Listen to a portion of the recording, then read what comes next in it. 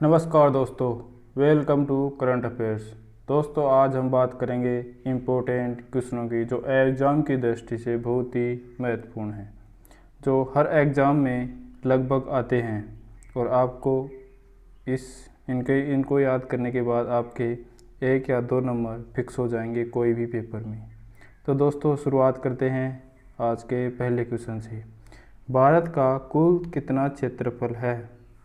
तो भारत का कुल क्षेत्रफल है 32,87,263 वर्ग किलोमीटर।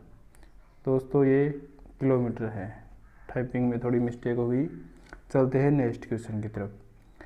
भारत की स्थल सीमा से कौन से देश लगे हैं?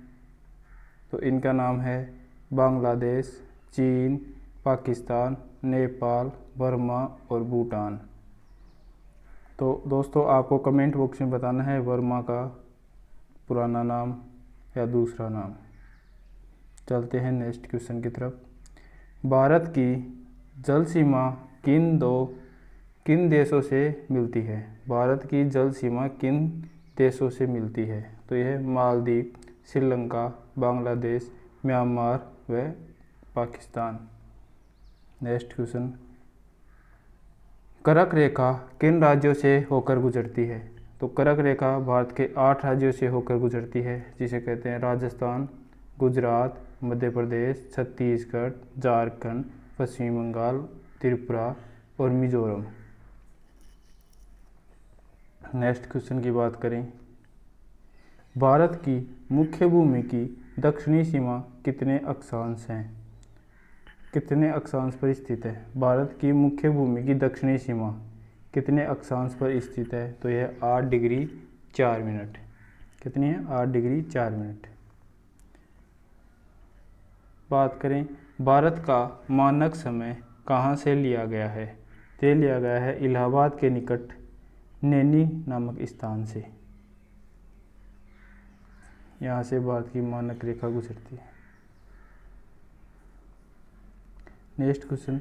भारत के मानक समय और ग्रीनविच समय में कितना अंतर है? यह है 51/2, यानी कि इसे बोलते हैं 26 मिनट के आसपास। Next question.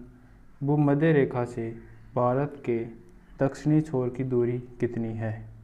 भूमध्य रेखा से भारत के दक्षिणी छोर की दूरी कितनी है? तो यह 876 किलोमीटर। बात करें नेक्स्ट क्वेश्चन की। भारत की स्थल सीमा की लंबाई कितनी है? तो ये टोटल स्थल सीमा की लंबाई है 15,200 किलोमीटर। अब बात करें भारत की मुख्य भूमि की तटरेखा की लंबाई कितनी है? मुख्य भूमि की तटरेखा की लंबाई, जहाँ तटीय क्षेत्र लगता है, तो यह है 6100 किलोमीटर। बात करें नेक्स्ट क्वेश्चन की। भारत की कुल तटीय रेखा की लंबाई कितनी है? तो इसमें द्वीप समूह भी शामिल हो गई। द्वीप समूह शामिल होने पर हो गई है 7516 पॉइंट कुछ होती है, 7516 पॉइंट कुछ ऐसे। चलते हैं नेक्स्ट क्वेश्चन की तरफ। संपूर्ण भारत के कितने प्रतिशत भाग पर पर्वत व पहाड़ियों का विस्तार है? तो ये है 28.8%।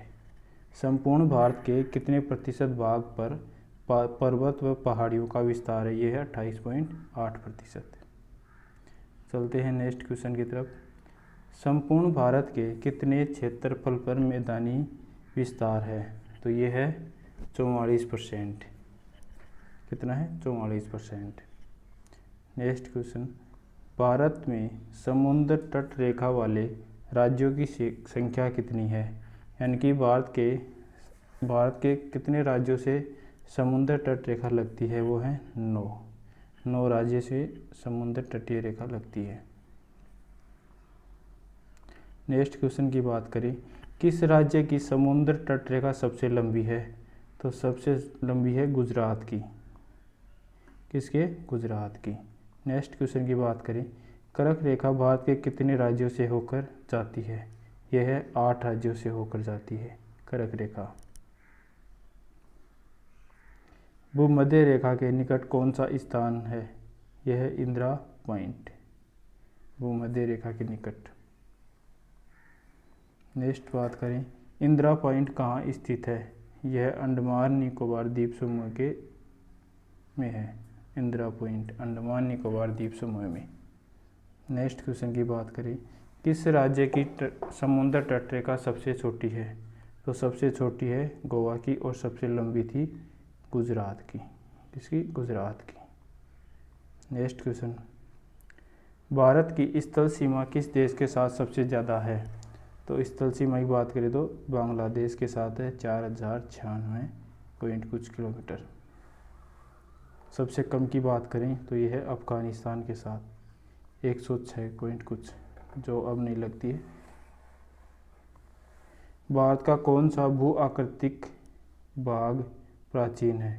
यह प्रायद्वीपीय पठार प्राचीन है। नेक्स्ट क्वेश्चन, भारत के पूर्वी समुद्री तट को किस नाम से जाना जाता है? तो इसका नाम है कोरोमंडल तट। कोंकण तट कहाँ से कहाँ तक स्थित है? कोंकण तट की बात करें तो गोवा से दमन तक कोंकण तट स्थित है। गोवा से दमन तक। नेक्स्ट क्वेश्चन, लक्षद्वीप समूह के द्वीपों की उत्पत्ति किसके द्वारा हुई है?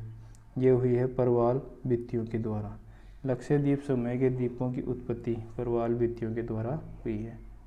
नेक्स्ट क्वेश्चन, न्यू मूर द्वीप कहाँ स्थित है? न्यू मूर द्वीप स्थित है अंडमान सागर में।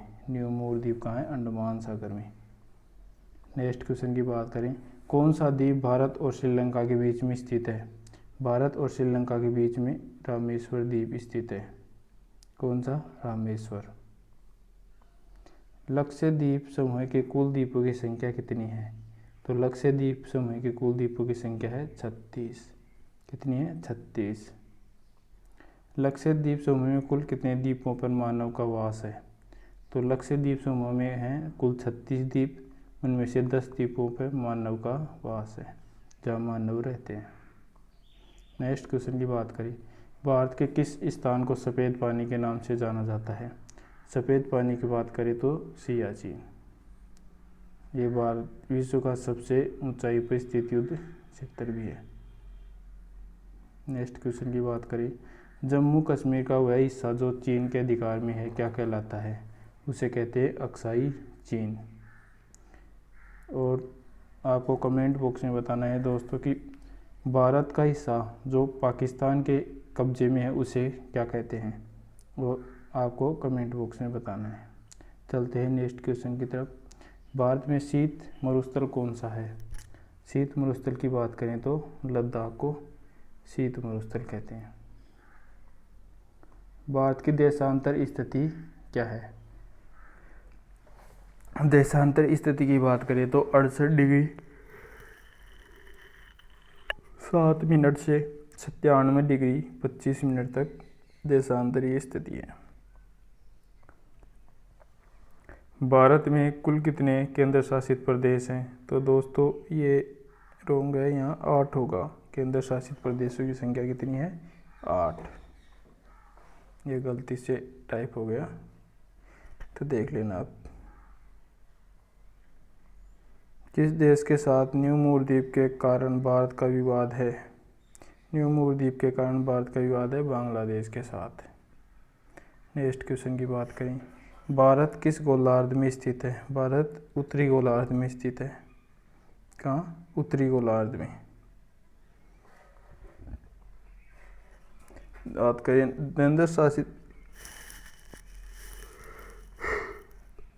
केंद्र शासित प्रदेश दादर नागर हवेली भारत के किन राज्यों के बीच में स्थित है? ये गुजरात में महाराष्ट्र के बीच में स्थित है, दादर और नागर हवेली। किस राज्य को पहले NEFA के नाम से जाना जाता था? तो इसे नेफा कैसे कहते थे? अरुणाचल प्रदेश को नेफा के नाम से जानते थे। याद करें नेक्स्ट क्वेश्चन की। तो ये दोस्तों एक महत्वपूर्ण क्वेश्चन थे जो हर एग्ज़ाम की दृष्टि से महत्वपूर्ण है, जो हर एग्ज़ाम में आपके 1-2 क्वेश्चन इनमें से पक्के आते हैं। तो धन्यवाद दोस्तों। वीडियो अच्छा लगे तो लाइक शेयर एंड कमेंट जरूर करें।